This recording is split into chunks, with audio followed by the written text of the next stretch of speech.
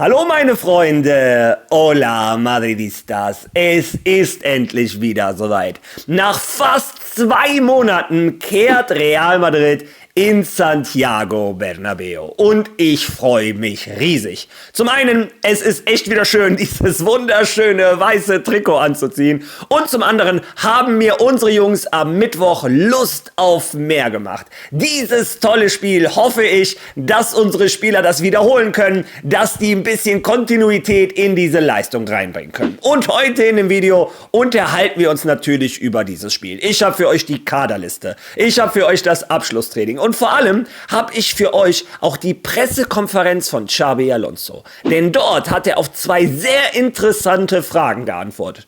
Nummer 1. Wie lösen wir das Problem auf der rechten Verteidigerposition? Ihr wisst, ein Dani Carvajal und ein Trent Alexander-Arnold fallen wochenlang aus. Xabi Alonso hat da einen kleinen Hinweis zugegeben. Und zum anderen beantwortet er die Frage, die wohl den Madridismo in den letzten Wochen am brennendsten interessiert hat, zumindest wenn es um Fußball geht. Was hat Xabi Alonso vor mit Arda Güler? Viele von euch sagen, er soll auf der 10 spielen, er soll auf der 8 spielen, er soll auf der 6 spielen. Warum wechselt er hin und her? Xabi Alonso hat seine Pläne und seine Gründe mit Arda Güler erklärt. Dann schauen wir uns auch noch die erwarteten Aufstellungen an und wie ihr es inzwischen kennt, ganz am Ende die Aufstellung, die ich wählen würde, wenn ich Trainer von Real Madrid wäre.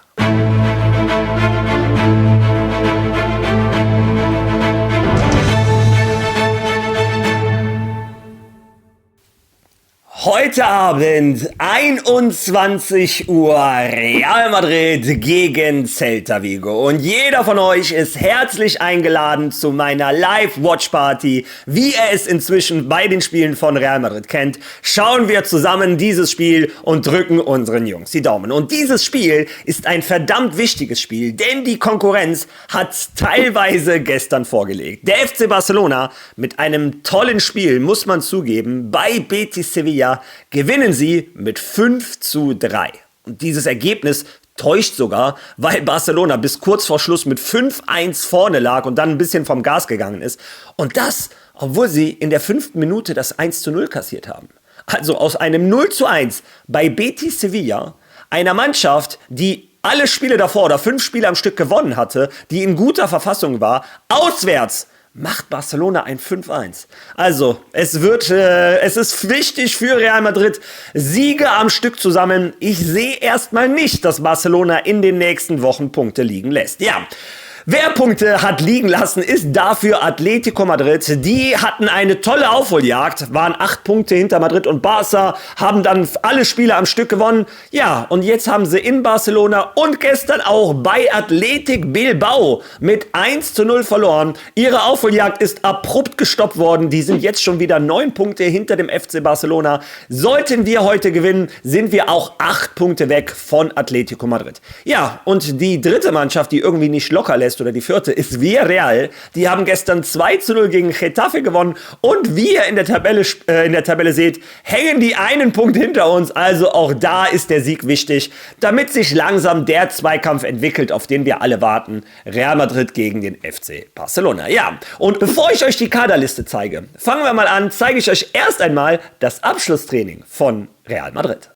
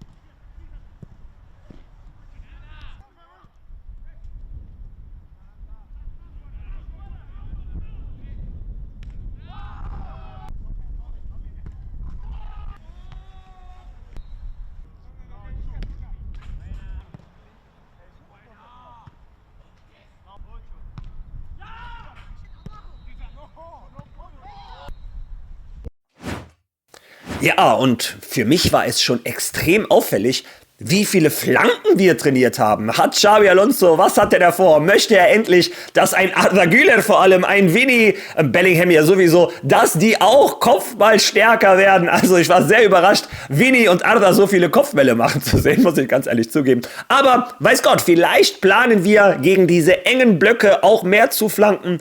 Anders kann ich mir nicht erklären, warum wir das heute so viel trainiert haben. Aber für die Aufmerksamen unter euch ist euch aufgefallen, dass ein gewisser Joan Martinez mittrainiert hat. Dieses tolle Talent auf der Innenverteidigerposition, wo die gesamte Nachwuchsabteilung von Real Madrid sagt, das ist derjenige, der den Schritt in die erste Mannschaft schaffen wird. Ja, wir hoffen es.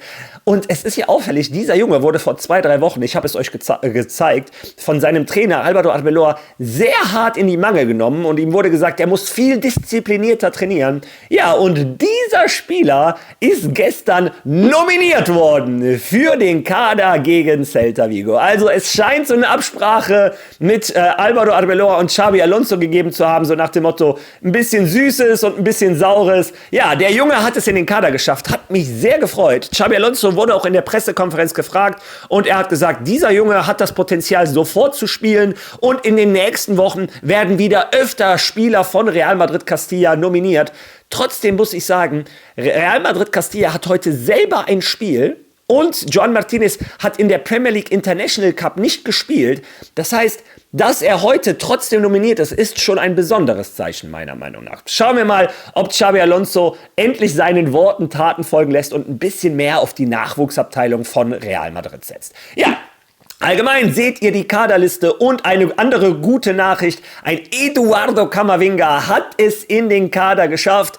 Ob er heute riskiert, wieder zu spielen oder ob ein Xabi Alonso das riskiert, werden wir im Laufe des Spiels sehen. Ich glaube, gegen Manchester City brauchen wir ihn mehr als zu Hause gegen Celta Vigo. Das ist meine persönliche Meinung. Ja, und die persönliche Meinung habe nicht nur ich, denn die persönliche Meinung hat auch der Marca und der AS. Letzte Woche habe ich euch noch gesagt, wie soll man diesen Zeitungen glauben, wenn die unterschiedliche Aufstellungen aufstellen und die beide sagen, das ist die erwartete Aufstellung. Gestern ist es nicht passiert. Gestern haben beide die gleiche Aufstellung gezeigt. Ihr seht sie, ich habe sie extra für euch zusammengeschnitten, dass ihr das seht. Beide sagen, heute wird Courtois im Tor stehen, in der Innenverteidigung Militao und Asensio, rechter Verteidiger Fede Valverde, Carreras links, dann Dani Ceballos und Tchouaméni so ein bisschen auf der Doppel-6, egal wie sie es gemalt haben. Davor ein Bellingham und ein Arda Güler und vorne drin ein Vini und ein Mbappé. Also sowohl Marca als auch AS sagen, das ist die erwartete Ausstellung. Bin ich mal gespannt, ob die ins Schwarze treffen. Ja, beide sagen, ein Fede Valverde wird den rechten Verteidiger machen. Die Position, die uns wohl zurzeit am meisten Kopfschmerzen macht. Denn das ist die Position, wo sowohl ein Trent Alexander-Arnold als auch ein Dani Carvajal jetzt wochenlang ausfallen. Real Madrid muss Lösungen finden. Xabi Alonso muss Lösungen finden. Danach wurde unser Trainer gefragt. Hören wir mal auf seine Antwort. Hallo Xabi, guten Tag. Miguel Ángel Díaz von der Cadena Cope. Neulich hat sich Trent verletzt und Sie haben wieder das Pech, eine Zeit lang auf Carvajal und auf Trent verzichten zu müssen. Werden wir Valverde wieder auf dieser Position sehen oder setzen Sie in dieser Zeit auf verschiedene Spieler für diese Position? Nun, wir müssen jetzt abwägen, welche Entscheidung wir treffen, aber wir haben andere Optionen. Fede stellt die Bedürfnisse des Teams immer über seine natürliche Position. Und er hat dort gespielt, hat auf einem großartigen Niveau gespielt. Auch jetzt spielt er sehr gut, bringt sich immer sehr ein und ist fundamental. Und es kann andere Optionen geben, also werden wir morgen sehen. Morgen entscheiden wir. Ja, und wenn ihr mich fragt, und was ich euch jetzt sage, das ist meine Meinung, ihr könnt gerne eine andere haben und die gerne in die Kommentare lassen, wird Fede Valverde zunächst einmal der rechte Verteidiger sagt. Er sagt sowas wie, ja, der opfert sich fürs Team, er ist sehr wichtig, er spielt da eine gute Position. Wir werden aber natürlich auch andere Spieler da spielen. Also ich kann mir vorstellen, dass in den wichtigen Spielen, so hört sich das für mich zumindest an, wird Fede Valverde den rechten Verteidiger machen, auch wenn das nicht seine Lieblingsposition ist. Und Und in kleineren Spielen kann ich mir vorstellen, dass ein Asensio da mal spielen wird. Ein Eder Militao wurde er separat in der Pressekonferenz auch nochmal gefragt, ob er sich den vorstellen kann. Und er sagt, ja, das hat er mit Brasilien gegen Senegal ja auch ganz gut gemacht. Also ein Eder Militao könnte das auch spielen. Aber ich glaube, in den wichtigen Spielen, so meine ich das zu interpretieren, wird ein Fede Valverde unser rechter Verteidiger sein. Wie ich euch gestern oder vorgestern schon gesagt habe, vielleicht schaffen es ja auch Jungs von Real Madrid Castilla. Wie gesagt, Xabi Alonso meinte ja, in den nächsten Wochen werden mehr Castilla-Spieler nominiert. Ja, das war die erste Frage, die mir selber unter den Fingernageln gebrannt hat. Und eine Frage, mit der ich nicht gerechnet habe, aber die nicht nur auf diesem Kanal, sondern wenn man auf Real Madrid Twitter unterwegs ist, etc., im Universum Real Madrid, ist das die Frage, die den Madridismo am meisten umtreibt. Und zwar, was hat Xabi Alonso genau mit Arda Güler vor? Er setzt ihn sehr oft auf der 6 ein, manchmal auf der 8, manchmal auch auf der 10. Und wir alle wissen nicht, was sind die genauen Pläne mit diesem jungen Türken. Genau daraufhin wurde Xabi Alonso gestern gefragt. Hören wir uns mal die Antwort von unserem Trainer an. Im letzten anderthalben Monat haben wir gesehen, wie Güler von einer etwas zurückgezogeneren Position aus agiert. Man hat den Eindruck, dass es ihm schwerer fiel, in den Spielen Akzente zu setzen, mehr Einfluss auf das Geschehen zu nehmen. Wie lautet Ihre Analyse dazu? Danke. Nein, ich glaube, Arda hat die Fähigkeit, auf verschiedenen Höhen zu agieren und unterschiedlichen Einfluss zu nehmen, je nachdem, was das Team braucht. Er ist sehr ballsicher. Er weiß,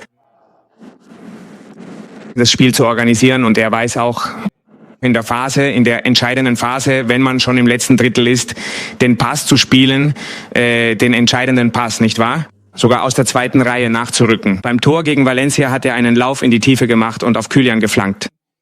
Und je nachdem, was wir um ihn herum haben, je nachdem, was um ihn herum ist, kann er sich anpassen, nicht wahr? Und diese Qualität gibt uns eben Flexibilität für die taktische Ausrichtung. Aber Arda entwickelt sich enorm, ja.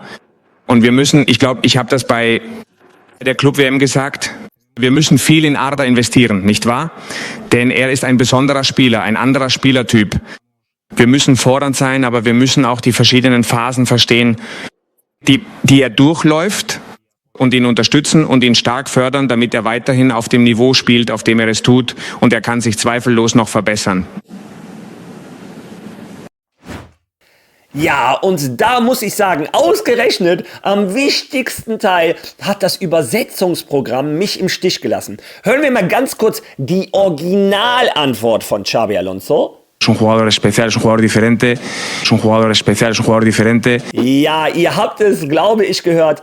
Es un jugador diferente. Es un jugador especial. Also, er ist ein Unterschiedsspieler, er ist ein spezieller Spieler. Und um zu sagen, dass er selbst bei Real Madrid mit dem Kader, den wir haben, nochmal ein unterschiedlicher Spieler ist, nochmal ein spezieller Spieler, das zeigt, was für eine Liebe Xabi Alonso zu Arda Güler empfindet. Ich habe mal gesagt, der ist ein größerer Arda Güler-Fan als ich. Wir wissen auch, der wollte den unbedingt in Leverkusen haben, als er da Trainer war. Und jetzt hat er ihn endlich. Und jetzt arbeitet er mit diesem Jungen. Also nicht, dass das irgendeiner, ich weiß ja, bei Arda Güler sind manche sehr feinfühlig, dass sie das irgendwie als Kritik von ihm verstehen. Nein, er ist ein ganz großer Fan des jungen Türken. Er sagt, Arda Güler, er hat es halt im Fuß, er hat einen super Techniker, einen super linken Fuß, also ist ein Gemälde, aber er hat es noch viel mehr im Kopf. Und Arda Güler kann halt die Situationen sehr gut interpretieren, was gerade um ihn los ist. Er hat genau das, was ich seit Wochen über Arda Güler sage, wo mein Herz ja auch gespalten ist, wo ich sage, er hat für mich den sichersten Fuß und vor allem auch die Kapazität, die fußballerischen IQ, um zu wissen, wie spiele ich als Sechser? Wie schaffe ich es, dass dieses Real Madrid geordnet von hinten nach vorne kommt? Aber vor allem hat er auch diese unglaubliche Connection, diese unglaubliche Verbindung mit Kylian Mbappé, diesen letzten Pass, den in unserer Mannschaft kein anderer hat. Ja, und dieses Dilemma hat Xabi Alonso so ein bisschen erklärt. Arda Güler hat halt den IQ und den Fuß, auf allen 3 Positionen zu spielen, und wir werden und müssen weiter in Arda Güler investieren. Der wird sich noch weiter entwickeln. Also das Ding ist, ich glaube, ein Xabi Alonso glaubt noch viel mehr an Arda Güler als viele, viele von uns. Und da schließe ich mich selber ein. Ich glaube, er hat eine Vision mit dem jungen Türken. Er möchte ihn zum wahrscheinlich besten Mittelfeldspieler der Welt machen. Und Xabi Alonso hat klar gemacht, er wird weiter in Arda Güler investieren. Ob es auf der 6 ist, ob es auf der 8 ist, ob es auf der 10 ist im Endeffekt ja egal. Hauptsache, das Endergebnis ist da, nämlich, dass Arda Güler der Mannschaft hilft und dass er selber ein immer besserer Fußballer wird. Ja, das ist meine Meinung zur Situation von Arda Güler. Bin ich gespannt, wie ihr das seht, wie ihr die Worte von Xabi Alonso interpretiert. Lasst das gerne in den Kommentaren. Und bevor ich mich verabschiede, bis heute Abend, denkt dran, wir sehen uns in der Live-Watch-Party, möchte ich jetzt noch zu der Aufstellung kommen, die ich machen würde, wenn ich Trainer von Real Madrid wäre.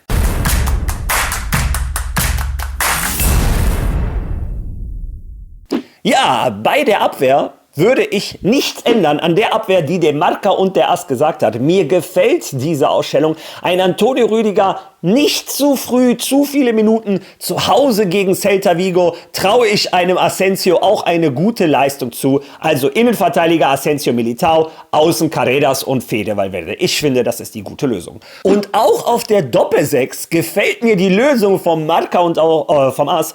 Tchouaméni und Dani Ceballos finde ich eine gute Lösung. Ich glaube, da haben wir mit Tchouaméni denjenigen, der die Meter macht, die du machen musst. Ein Dani Ceballos hast du auch jemanden, der sehr sicher am Ball ist, der den Spielaufbau gestalten hat, den Ball nach vorne tragen kann. Dann hast du auf dieser Doppel-10 etwas halb links einen Jude Bellingham, gefällt mir sehr gut, halb rechts ein Arda Güler. Beide ziehen in die Mitte und machen dann die Außen auf, sowohl für einen Carreras als auch für einen Fede Valverde.